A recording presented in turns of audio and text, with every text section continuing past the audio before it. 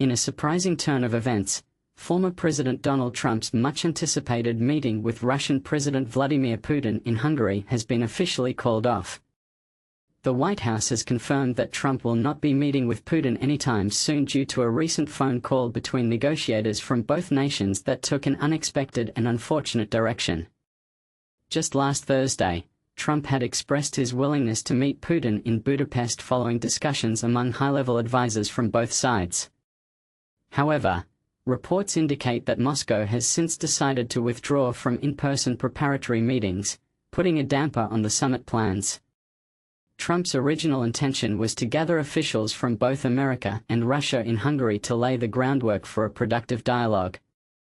The tension began with a phone conversation on Monday between Sergei Lavrov, Russia's foreign minister, and Marco Rubio, the United States Secretary of State. This call, which was intended to facilitate communication, reportedly did not yield positive results. It appears that Lavrov firmly relayed Russia's unwillingness to consider any proposals for freezing the current front lines in the ongoing conflict in Ukraine, intensifying fears on the ground. Despite the negativity surrounding the negotiations, the White House declared the call productive on Tuesday, raising eyebrows among observers. Accordingly, they noted, an additional face-to-face meeting between the secretaries is not needed, and there are no plans for President Trump to meet President Putin in the near term. This quote distinctly illustrates the zigzagging nature of international diplomacy where progress can swiftly turn to setbacks. Lavrov has remained steadfast in his government's position, emphasizing that there have been no shifts since previous discussions at the summit in Alaska. "Let me make it clear, Russia has not altered its stance compared to the agreements reached during the Alaska summit," Lavrov stated during a press briefing in Moscow, underscoring the rigidity of the Russian position.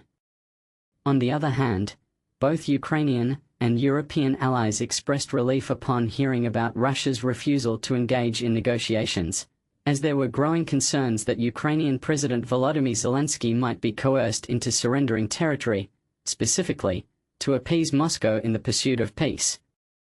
Members of the Coalition of the Willing, a collective of supportive European nations, have openly criticized Putin, accusing him of employing stalling tactics in negotiations with Trump. "We all recognize that Putin continues to opt for violence and destruction," the statement charged. Since their last meeting in Alaska, demands from Moscow have leaned heavily on Ukraine withdrawing from its eastern Donbas region, particularly the areas of Donetsk and Luhansk, as a prerequisite for any meaningful peace talks. Reports have circulated that Trump pressed Zelensky to accept these demands during what was described as a tense meeting at the White House, leaving many wondering how Zelensky will navigate this challenging diplomatic landscape. Nevertheless, the prospect of conceding Donetsk, a region that has been a flashpoint since Russia's invasion in 2014, remains a non-negotiable point for Zelensky, who insists he will only consider discussions based on existing front lines. When addressing reporters, Trump seemed to back Zelensky's position, emphasizing a desire for the fighting to cease at current battle lines. As for the future of any meeting between the two presidents, the Kremlin has indicated that no specific date has been set, which raises further questions about the direction of US-Russia relations. Dmitry Peskov, the Kremlin spokesperson, noted, "We have an understanding between the presidents, but it's impossible to schedule what hasn't been finalized." Neither President Trump nor President Putin provided specific timelines. What do you think the impact of this cancellation will be on global politics?